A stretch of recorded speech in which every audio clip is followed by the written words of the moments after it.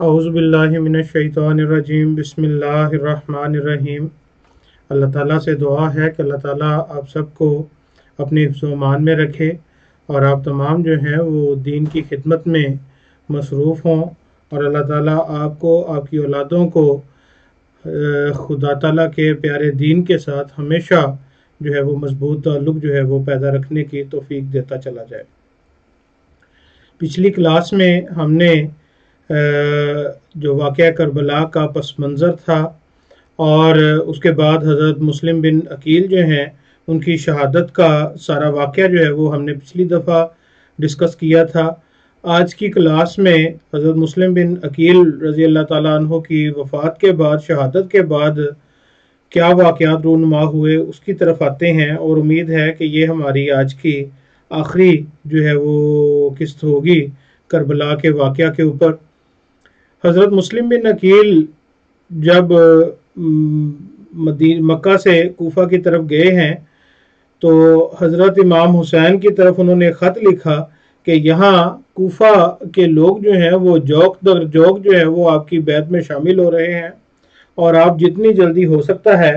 آپ کوفہ کی طرف ہجرت کر رہے ہیں، اور یہاں آپ کے لیے تلوار اٹھانے والے بھی بہت موجود ہیں۔ لیکن ابن زیاد کے آنے کے بعد جو ہے وہ کوفہ کے حالات بدل گئے، اور کوفہ کی سرزمین میں نفاق کا جو پودا تھا وہ سرگرم ہو گیا۔ ان حالات میں حضرت مسلم بن عقیل رضی اللہ تعالیٰ عنہ کو شہید کر دیا گیا، اور سارے کا سارا کوفہ جو ہے وہ گویا کہ یزید کے ساتھی بن گئے، حضرت امام حسین سے غداری کرتے ہوئے۔ جب حضرت امام حسین کو یہ خبریں ملیں کہ کوفہ جو ہے وہ تیار ہے اور وہاں پہ 18,000 کے قریب جو ہے وہ بیعت کرنے والے شامل ہو چکے ہیں، تو حضرت امام حسین نے کوفہ کی طرف جو ہے وہ ہجرت کی۔ اس ہجرت سے حضرت عبداللہ ابن زبیر نے بھی، اور حضرت عمر بن عبد الرحمن تھے، عبداللہ ابن عباس تھے، حضرت عبداللہ ابن عمر تھے، ان تمام بزرگوں نے رضوان اللہ علیہ مجمعین نے حضرت امام حسین کو بڑی شد و مت سے روکا کہ آپ کوفہ کی طرف ہجرت نہ کر کے جائیں اور حرم سے باہر نہ نکلیں۔ تو حضرت امام حسین آگے سے یہی جواب دیتے تھے کہ میں حرم سے باہر قتل ہونا زیادہ پسند کرتا ہوں کہ حرم جو ہے اس میں میرا خون بہے۔ تو اس سے یہ پتہ چلتا ہے کہ حضرت امام حسین کو یہ پتہ تھا کہ اب خدا تعالیٰ کی طرف سے یہ جو ایک بڑا سخت پیالہ، موت کا پیالہ ہے، وہ آپ کو پینا پڑے گا۔ تو اس صورت میں حضرت امام حسین جو ہیں انہوں نے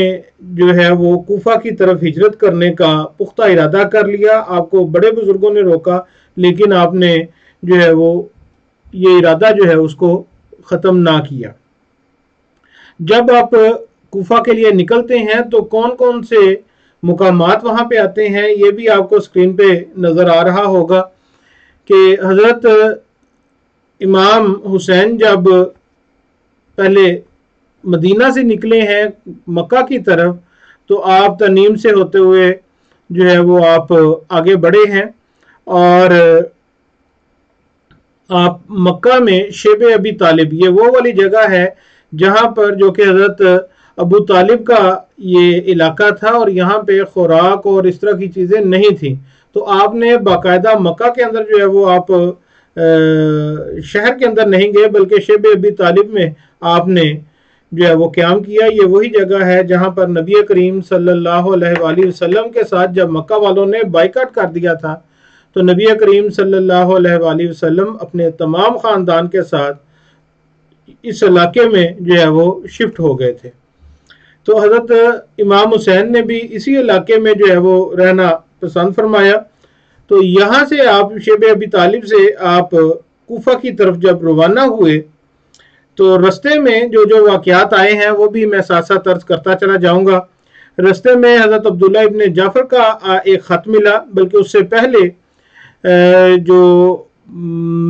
بعض روایات میں حاجز نامی جگہ ہے، الحاجز، اور بعض روایات میں جو ہے وہ زود کا علاقہ جو ہے، زرود کا علاقہ جو ہے، اس علاقے میں ایک عرب شاعر جو تھا وہ بھی حضرت امام حسین کو ملا. ان سے آپ نے جو عراق کے حالات پوچھے تو اس پر اس شاعر نے کہا کہ ان لوگوں کے دل تو آپ کے ساتھ ہیں لیکن ان کی تلواریں جو ہیں وہ یزید کے ساتھ ہیں، بنو امیہ کے ساتھ ہیں.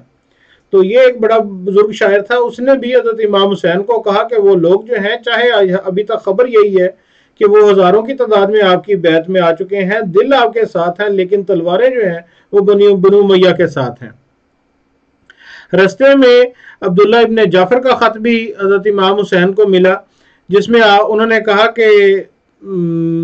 آپ جس جگہ جا رہے ہیں وہاں اہل بیت کی بربادی نظر آ رہی ہے. اور اس نے کہا کہ میں نے عمر بن سعید جو کہ بنو امیہ کی طرف سے حاکم تھا، میں نے اس کو امان کا بھی خط لکھ دیا ہے، تو آپ واپس مکہ تشریف لے جائیں. اس پر حضرت امام حسین نے کہا کہ میں نے خواب میں رسول کریم صلی اللہ علیہ وآلہ وسلم کی زیارت کی ہے، اس میں آپ نے مجھے ایک حکم دیا ہے، میں اس حکم کو ضرور پورا کروں گا، خواہ اس کے نتیجے میں جو حالات ہیں وہ میرے مخالف ہی کیوں نہ جائیں. کسی نے کہا، یا بلکہ یحییٰ نے جو پوچھا کہ خواب کیا تھا، اس پر آپ نے فرمایا کہ یہ خواب جو ہے، جو بھی نبی کریم صلی اللہ علیہ وسلم مجھے خواب میں نظر آئے، وہ میں کبھی بھی آپ لوگوں کے سامنے جو ہے وہ ذکر نہیں کروں گا. اچھا جی، آپ کی آمد کی خبر سن کے ابن سیاد نے قادسیہ سے لے کر خفقان اور قطقطانہ اور جبل لعلہ تک جو ہے وہ سواریاں بھیجنی شروع کر دیں تاکہ ان لوگوں کی نقل و حرکت جو ہے اس کا بھی پتہ چلتا رہے.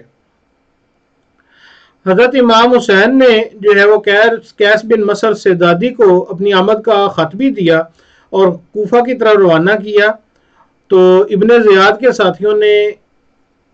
ان جو جانثار تھے ان کو بھی گرفتار کر لیا اور ان کو شہید کر دیا گیا. اس کے بعد جب آپ سالبیہ کے مقام تک پہنچے ہیں تو وہاں پر جو ہے وہ حضرت امام حسین کو مسلم بن عقیل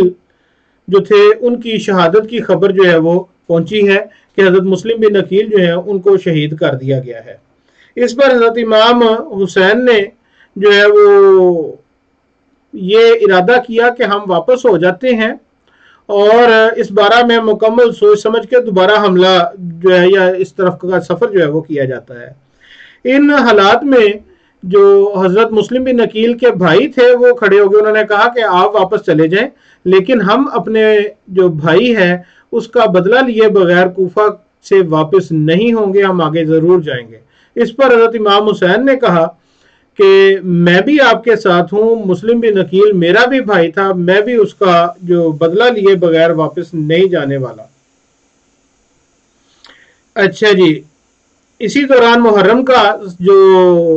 مہینہ ہے وہ بھی شروع ہو گیا اور ذی حشمہ نامی جگہ جو ہے اسے ذو حسم بھی کہا جاتا ہے، یہ آپ کو درمیان میں کر کے نظر آئے گا. اس جگہ جب آپ پہنچے ہیں تو ادھر سے ابن زیاد کی طرف سے حور بن یزید تمیمی جو ہے، یہ جو شخص تھا یہ حضرت امام حسین کی فوج کی جو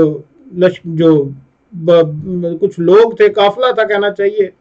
اس کے اوپر لشکر کشی کی اور اس نے ذو حسم میں آپ کو روک لیا. ذو حسم جو ہے یا ذو حشمہ جسے کہا جاتا ہے، یہ وہ علاقہ ہے جس کے کوفہ بالکل قریب ہے اور یہاں سے حضرت امام حسین کا یہی ارادہ تھا کہ آپ کوفہ میں داخل ہوں گے،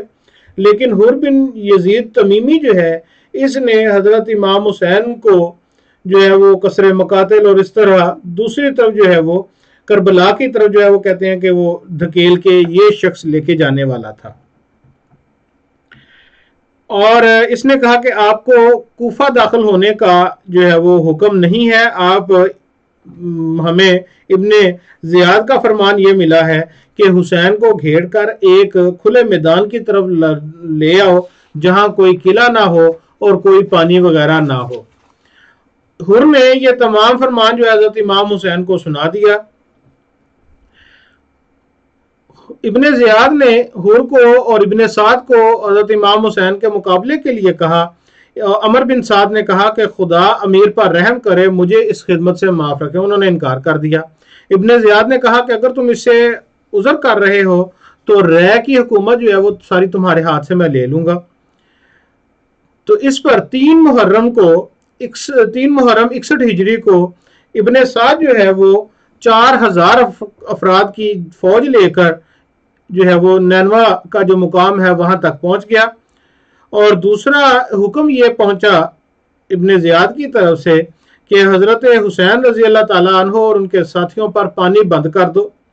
اس پر ابن سعد نے 500 سواروں کا ایک دستہ جو ہے وہ فرات کا جو دریا ہے وہ قریب سے گزر رہا تھا اس پر جو ہے وہ متعین کر دیا، اور اس دستے نے 7ویں محرم سے حضرت امام حسین کے لشکر کا پانی روک دیا۔ لیکن جن کا وہ عباس علم بردار کہا جاتا ہے، حضرت عباس کو حضرت امام حسین کے دوسرے بھائی تھے، ان کو حضرت امام حسین نے بھیجا تھا، وہ پہلے دن مشکیزے پانی کے کچھ نہ کچھ بھر کے لے آئے تھے 7 تاریخ کو۔ تو بعض روایات میں یہ بھی آتا ہے کہ حضرت امام حسین نے جب عباس بن علی کو 30 سواروں کے ساتھ اور 20 پیدل بندوں کے ساتھ 50 بندوں کے ساتھ پانی کے لیے بھیجا تو عمر بن حجاز جو ہے اس نے جو ہے وہ مقابلہ کیا، لیکن عباس جو ہے انہوں نے جو ہے وہ باقاعدہ حملہ کر کے ان سے وہ پانی چھین کے لے کے آئے ہیں۔ ابن سعد جو ہیں وہ اگر دیکھا جائے تو صرف رے کی حکومت کے لیے انہوں نے اتنا بڑا ظلم کیا کہ وہ حضرت امام حسین کے خلاف جو ہے وہ جنگ کرنے کے لیے آمادہ ہو گئے، تو خدا تعالیٰ نے ان سے وہ بھی جو ہے وہ ان کو عطا نہ کی، اس شخص کو عطا نہ کی، اور وہ کوشش تو یہی کر رہے تھے کہ کسی طریقے سے حضرت امام حسین سے جنگ سے جو ہے وہ باز رہیں، اور وہ بار بار کہہ رہے تھے کہ آپ یزید کی بیعت قبول کر لیں، آپ جو ہے وہ شام چلے جائیں، اور شام میں آپ کے اگر وہ بھتیجا ہے یا چچا کا بیٹا ہے تو آپ ان سے خود خاندانی معاملہ خود حل کر لیں۔ اس پر جو ابن زیاد ہے اس نے فوراً حملے کے لیے شمر ذوالجوشن نامی شخص جو تھا، جو کہ رشتے میں اگر دیکھا جائے تو حضرت عباس علم بردار جو کہ حضرت علی کے بیٹے تھے، ان کا وہ خاندانی لحاظ سے جو ہے وہ ماموں بھی لگتا تھا، اس کو جو ہے وہ فوج کا حاکم مقرر کر دیا اور کہا کہ ہاں جی تم حملہ کرو۔ 9 محرم کو عصر کے وقت ابن سعد جو ہے وہ کچھ لوگوں کے ساتھ حضرت امام حسین کے ساتھ جو ہے وہ ملاقات کرنے کے لیے بھی آیا، اور اس نے باتوں باتوں میں یہ بتا دیا کہ اب حالات یہ ہیں کہ ہو سکتا ہے آپ کو یہ لوگ جو ہیں وہ واپس نہ جانے دیں۔ اس پر حضرت امام حسین نے ایک رات کی مہلت مانگی کہ ایک رات مجھے جو ہے وہ اگر آج کا دن 9 محرم کا جو دن ہے اس دن حملہ نہ کرو، بلکہ مجھے ایک رات عبادت کے لیے دے دو۔ انہوں نے عبادت کی۔ جب وہ لوگ واپس چلے گئے تو حضرت امام حسین نے اپنے ساتھیوں کو جمع کیا اور ایک خطبہ دیا، اور اس خطبے میں فرمایا کہ میں خدا کا بہترین سناخواہ ہوں اس دنیا میں اس وقت، اور مصیبت اور راحت ہر حال میں اس کا شکر گزار ہوں۔ خدایا میں تیری حمد کرتا ہوں کہ تو نے ہم لوگوں کو نبوت سے سرفراز کیا، ہم کو قرآن سکھایا اور دین میں فہم عطا کیا، اب ہمیں اپنے شکر گزار بندوں میں شامل فرما۔ اما بعد مجھے کسی کے ساتھی اپنے ساتھیوں سے زیادہ وفادار اور کسی کے اہل اپنے اہل سے زیادہ نیکوکار، صلہ رحمی کرنے والے اور کوئی اور معلوم نہیں ہوتا، یعنی سب سے زیادہ نیک جو ہیں وہ اس وقت میرے ساتھ جو 72 لوگ ہیں وہ شامل ہیں اور عورتیں ان کے علاوہ ہیں۔ خدا تم لوگوں کو میری طرف سے جزائے خیر دے، میں تم لوگوں کو بخوشی واپس جانے کی اجازت دیتا ہوں، میری طرف سے تم پر کوئی ملامت نہ ہوگی۔ رات ہو چکی ہے، ایک ایک اونٹ لو اور ایک ایک آدمی میرے ایک ایک اہل بیت کا ہاتھ پکڑ کر ساتھ لے لے۔ خدا تم سب کو جزائے خیر دے، تم لوگ اپنے اپنے شہروں اور دیہاتوں میں چلے جاؤ یہاں تک کہ خدا تعالیٰ یہ مصیبت آسان کر دے۔ یہ اس لیے کہہ رہا ہوں کہ لوگ صرف مجھے کو ڈھونڈ رہے ہیں اور میرے بعد کسی کو تلاش نہیں کریں گے۔ یعنی حضرت امام حسین کو یہ پتہ چل چکا تھا کہ اب جو ان کا سارا زور ہے وہ حضرت امام حسین کو شہید کرنے کے اوپر ہے۔ انہوں نے کہا یہ لوگ مجھے ہی ڈھونڈ رہے ہیں اور میرے علاوہ وہ تمہارے اوپر نہیں کریں گے، تم سب رات کا وقت ہے یہاں سے چلے جاؤ۔ تمام جو حضرت امام حسین کے لشکری تھے، ساتھی تھے، انہوں نے ایک زبان ہو کر جواب دیا کہ ہم صرف اس لیے چلے جائیں کہ آپ کے بعد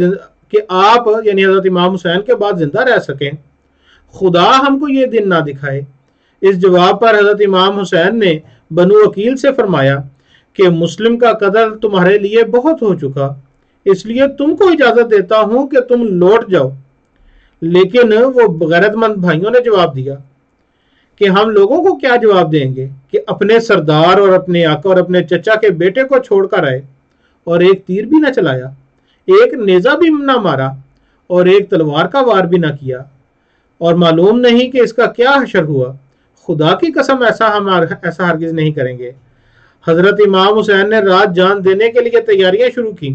چنانچہ آپ نے منتشر خیموں کو ایک جگہ ترتیب دیا، ان کی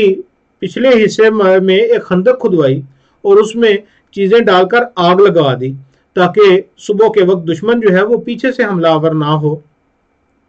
اگلے دن صبح یہ 72 جانثار مقابلے میں میدان میں اترے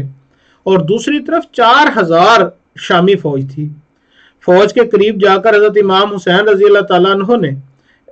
اتمام حجت کے لیے فرمایا کہ میرے نسب پر غور کرو کہ میں کون ہوں، یعنی میرے خاندان پر غور کرو کہ میں کون ہوں، پھر اپنے گریبانوں میں منہ ڈال کر اپنے آپ کو ملامت کرو، خیال کرو کہ میرا قتل اور میری آبرو ریزی یعنی میری جو ذلت تم کرنا چاہ رہے ہو تمہارے لیے جائز ہے۔ کیا میں تمہارے نبی کی بیٹی کا بیٹا نہیں ہوں؟ کیا تم کو معلوم نہیں کہ رسول کریم صلی اللہ علیہ وآلہ وسلم نے میرے اور میرے بھائی کے متعلق فرمایا تھا کہ یہ جنت کے سرداروں میں سے ہوں گے؟ خدا کی قسم آج مشرق سے لے کر مغرب تک روئے زمین پر تم میں سے اور کسی غیر قوم میں بھی میرے سوا کسی نبی کا نواسا موجود نہیں ہے۔ مجھے بتاؤ تم میرے خون کے کیوں پیاسے ہوئے ہو؟ کیا میں نے تم میں سے کسی کو قتل کیا ہے، کسی کا مال لوٹا ہے، کسی کو زخمی کیا ہے؟ تم ہی لوگوں نے مجھے بلایا تھا۔ لوگوں تم پر میرا آنا ناگوار ہے تو مجھے چھوڑ دو تاکہ میں کسی پرامن جگہ پر چلے جاؤں۔ اس تقریر کے بعد آپ سواری بٹھا کر اتر پڑے اور شامی آپ کی طرف بڑھے۔ زہیر بن قیس نے شامیوں کے سامنے بڑی پرجوش تقریر کی اور کہا کہ حضرت امام حسین کا معاملہ ان کے اور ان کے چچا کے بیٹے یعنی یزید کے درمیان چھوڑ دو، وہ حسین کو قتل نہ کرنے کی صورت میں تم سے زیادہ رضامند ہوگا۔ اور باواضح بلند کوفیوں سے خطاب کیا کہ تم ابن زیاد سنگ دل ظالم کے فریب میں نہ آؤ۔ اب اس سے پتہ چلتا ہے کہ کوفی تھے جو حضرت امام حسین کو شہید کرنے آئے تھے، اور یہی وہ لوگ تھے۔ ابن زیاد تو اپنے ساتھ چند بندے لے کے آیا تھا۔ خدا کی قسم جو لوگ محمد صلی اللہ علیہ وآلہ وسلم کی اولاد اور اہل بیت کا خون بہائیں گے وہ قیامت کے دن آپ کی شفاعت سے محروم رہیں گے، سوائے ایک شخص کے کسی پر ان باتوں کا اثر نہیں ہوا، اور وہ شخص ان کے لشکر کا جو پہلا امیر حر بن یزید تمیمی تھا وہ تھا۔ عین اس وقت جب جنگ شروع ہونے والی تھی حر بن یزید نے کوفی فوج کا ساتھ چھوڑ کر حضرت امام حسین کی فوج کی طرف بڑھا اور آ کر حضرت امام حسین کے سامنے اپنے ہتھیار ڈال دیے اور کہا کہ ہاں میں ہی وہ شخص ہوں جس نے سب سے پہلے آپ کو خط لکھا تھا کہ ہم آپ کی حفاظت کریں گے اور آپ کے طرف سے لڑیں گے، مجھے معاف کریں اور مجھے اپنی طرف سے لڑنے کی جو ہے وہ اجازت دیں۔ حضرت امام حسین نے اجازت دی۔ ابن سعد جو ہے وہ جنگ کا پرچم لے کے آگے بڑھا اور پہلا تیر چلا کر جنگ کا اعلان کر دیا۔ پہلے ایک ایک شخص مقابلے کے لیے نکلتا تھا،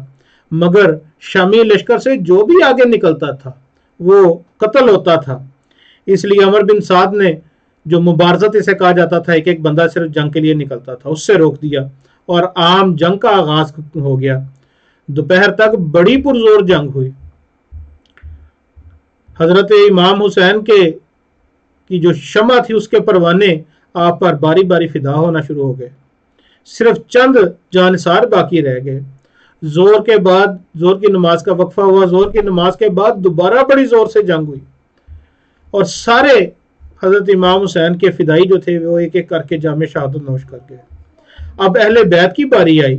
اور سب سے اول حضرت امام حسین کے بیٹے اختر علی جو ہیں وہ میدان میں آئے۔ مرہ نے طاق کر ایسا نیزہ مارا کہ جو ان کے جسم کے آر پر ہو گیا۔ نیزہ لگتے ہی شامی ہر طرف سے ٹوٹ پڑے اور ان کے جسم کے ٹکڑے ٹکڑے کر دیے۔ یہ بھی عجیب بے بسی کا عالم تھا کہ تمام عزیز اور اقربا شہید ہو چکے تھے۔ ایک طرف جان نثاروں کی تڑپتی ہوئی لاشیں ہیں، اور دوسری طرف جوان بیٹے کی لاش ٹکڑے ٹکڑے ہوئی پڑی ہے۔ تیسری طرف حضرت زینب خستہ حالی میں غشی کے دورے ان کو پڑ رہے ہیں۔ اب اس بے کسی کے عالم میں کبھی علی اکبر کی لاش کو دیکھتے اور کبھی آسمان کی طرف نظر اٹھاتے کہ آج تیرے وفادار بندے تیری راہ میں سنت ابراہیمی کو پورا کر رہے ہیں۔ اس کے بعد باری باری مسلم بن عقیل رضی اللہ تعالیٰ عنہ کے صاحبزادے عبداللہ، جعفر طیار کے پوتے علی، عقیل کے صاحبزادے عبد الرحمن، محمد بن عقیل، حضرت حسن رضی اللہ تعالیٰ عنہ کے صاحبزادے قاسم، ابو بکر، حضرت حسنین رضی اللہ تعالیٰ عنہ کے بھائی عبداللہ ابن جعفر، عثمان، عباس، یہ سارے شہید ہوئے۔ اور اب اہل بیت میں خود حضرت امام حسین اور حضرت زین العابدین، بچے جو کہ 12 سال کے تھے اور بیمار تھے، وہ صرف باقی رہ گئے۔ اب وہ وقت تھا کہ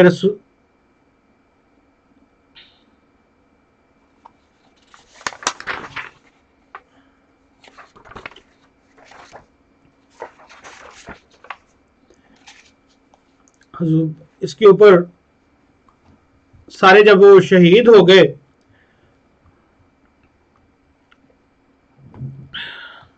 اس پر وہ واقعہ یاد آ جاتا ہے کہ ایک وہ وقت تھا کہ جب نبی کریم صلی اللہ علیہ وآلہ وسلم 10,000 قدوسیوں کے ساتھ مکہ میں داخل ہوتے ہیں، تو ابو سفیان جو کہ چھپ کر نبی کریم صلی اللہ علیہ وسلم سے ملنے کے لیے جاتا ہے، تو آپ اتنا اس پر جو ہے وہ رحم کرتے ہیں کہ آپ کہتے ہیں کہ جو ابو سفیان کے گھر چلا جاتا ہے تو میں اس کو بھی امان دیتا ہوں۔ اور اسی ابو سفیان کا پوتا جو ہے وہ نبی کریم صلی اللہ علیہ وآلہ وسلم کے خاندان کے جو افراد ہیں ان کو چن چن کے شہید کر رہا ہے، اور شہید بھی اس طرح کیا جا رہا ہے کہ ان کے جسم کے ٹکڑے آپس میں تقسیم کیے جا رہے ہیں۔ بالآخر یہ اسی طرح جنگ جو ہے وہ جاری رہی۔ نبی حضرت امام حسین کے سامنے آپ کے سارے خاندان کے لوگ جو ہیں ان کو جو ہے وہ باری باری شہید کر دیا گیا۔ بالآخر وہ قیامت والی گھڑی سامنے آئی کہ جب حضرت امام حسین میدان میں آئے اور شامی فوج کی طرف آگے بڑھے۔ کوفیوں کے لیے آپ کا تمام کر دینا آسان تھا، لیکن پھر بھی وہ حضرت امام حسین کے خون سے اپنے ہاتھ رنگنے کی جرت نہیں کر رہے تھے۔ حضرت امام حسین جو ہے وہ اسی جنگ کے دوران آپ فرات کی طرف بھی بڑھتے ہیں، پانی پینا چاہتے ہیں، تو حسین بن نمیر نے ایسا تیر مارا کہ آپ کے منہ کے اندر لگا، جس سے خون کے فوارے پھوٹ پڑے۔ آپ نے چلو میں پانی لے کر آسمان کی طرف اچھالا اور فرمایا، خدایا جو کچھ تیرے نبی کے نواسے کے ساتھ کیا جا رہا ہے اس کا شکوہ تجھی سے کرتا ہوں۔ اس کے بعد شامیوں نے حضرت امام حسین کو گھیر لیا۔ آپ کو محصور دیکھ کر اہل بیت کے خیمے سے ایک بچہ دوڑتا ہوا نکل آیا، اور بحیر بن کعب نے جو کہ حضرت امام حسین کی طرف بڑھ رہا تھا معصومانہ انداز سے کہا کہ خبیث عورت کے بچے، کیا میرے چچا اس شخص کو کہا کہ خبیث عورت کے بچے کیا میرے چچا کو قتل کرے گا؟ اس نے بچے پر وار کیا اور ہاتھ کاٹ دیا۔ حضرت امام حسین نے بچے کو موت کے قریب دیکھا تو اپنے سینے سے چمٹا لیا۔ کسی سنگدل نے ایسا تیر مارا کہ بچے کے حلق میں جا کے لگ گیا۔ حضرت امام حسین کی حالت لمحہ بلمحہ کمزوری کی طرف جا رہی تھی، لیکن کسی میں بھی شہید کرنے کی ہمت نہیں پڑ رہی تھی۔ ایک شخص نے تیر مارا، تیر گردن میں آ کے لگ گیا۔ حضرت امام حسین نے اس کو ہاتھ سے نکال کر الگ کیا۔ ایک شخص نے بائیں طرف سے ہاتھ پر مارا اور پھر گردن پر وار کیا۔ حضرت امام حسین بالکل نڈھال ہو گئے، جسم کھڑے ہونے کی طاقت جو ہے وہ جواب دے رہی تھی۔ آپ اٹھتے تھے اور ہمت نہ ہونے کی وجہ سے پھر گر جاتے تھے۔ سنان بن انس نے کھینچ کر ایسا تیر مارا کہ آپ اسی وقت شہید ہو گئے۔ اس بدبخت نے آپ کا جو سر تھا وہ جسم سے الگ کیا۔ یہ دن 10 محرم کا تھا اور 661 عیسوی تھا۔ اس بہیمانہ واقعہ کے بعد وہ لوگ بس نہیں کیا، بلکہ ان لوگوں نے حضرت امام حسین کے جسم اطہر کے اوپر گھوڑے دوڑائے اور آپ کی لاش جو ہے اس کا مسئلہ کیا گیا۔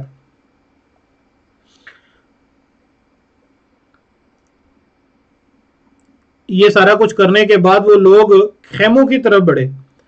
کہ زین العابدین موجود ہیں۔ عمر بن سعد نے کہا کہ خبردار کوئی شخص خیموں میں نہ جائے اور نہ کسی بیمار کو ہاتھ لگائے۔ شہادت کے دوسرے یا تیسرے دن غازریہ کے باشندوں نے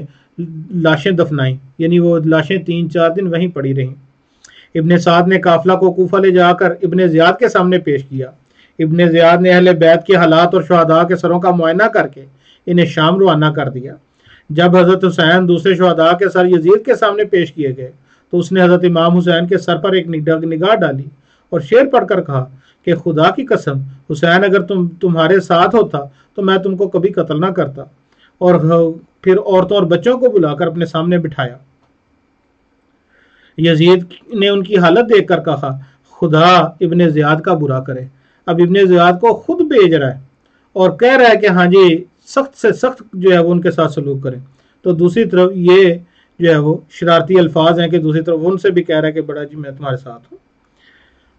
حضرت مسیح موعود علیہ السلام فرماتے ہیں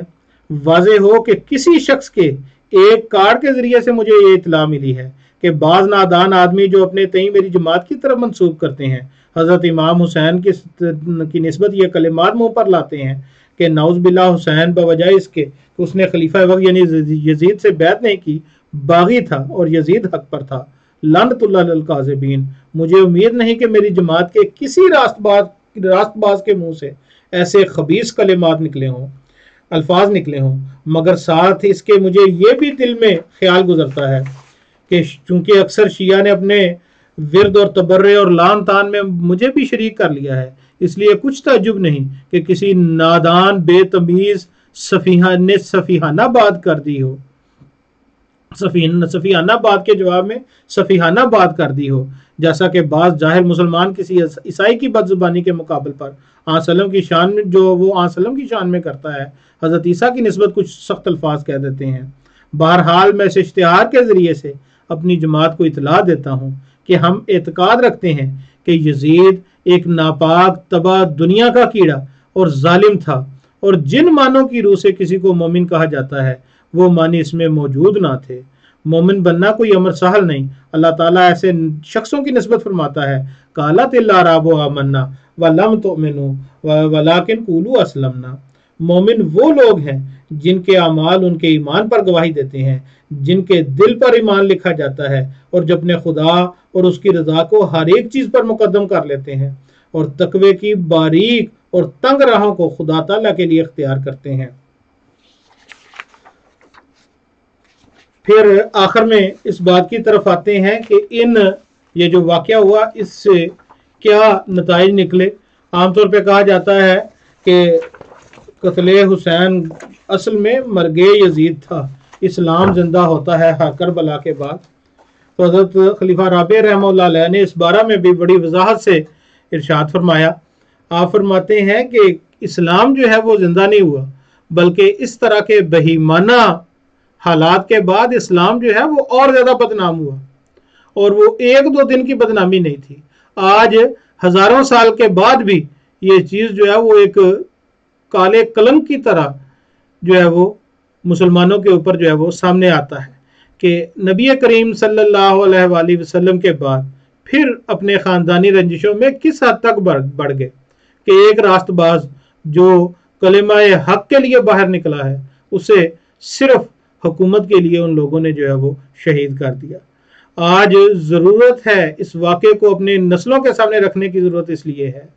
کہ ہم وہ لوگ ہیں کہ جن کو آج ساری دنیا جس طرح حضرت امام حسین کے خلاف وہ اکٹھے ہو گئے تھے اور کہتے تھے کہ ہمارے پاس حکومتیں ہیں، ہمارے پاس اختیار ہیں، ہماری بات مانی جائے، لیکن حضرت امام حسین صرف اور صرف خدا تعالیٰ کی خاطر ان کے خلاف برسر پیکار ہو گئے۔ آج ضرورت ہے تو اس حسینی جذبے کی ضرورت ہے کہ چاہے تمہارے پاس حکومتیں ہیں، تمہارے پاس اختیار ہے، تم ہمیں شہید کرتے ہو، تم ہمیں مارتے ہو، ہمارے مسئلے کرتے ہو، ہماری لاشوں کو خراب کرتے ہو، لیکن ہم حضرت امام حسین کی طرح حق کے خلاف نہیں جائیں گے۔ اللہ تعالیٰ مجھے بھی اور آپ کو بھی حضرت امام حسین کے اسوہ پر عمل کرنے کی توفیق عطا فرمائے، اور ہم بھی ہمیشہ ظلم کے سامنے سیسا پلائی دیوار بن کے کھڑے ہونے والے ہوں۔ اللہ کرے ایسا ہی ہو۔ اللہم صلی علی محمد وعلی آل محمد کما صلیت علی ابراہیم وعلی آل ابراہیم انک حمید مجید۔ اللہم بارک علی محمد وعلی آل محمد کما بارکت علی ابراہیم وعلی آل ابراہیم انک حمید مجید۔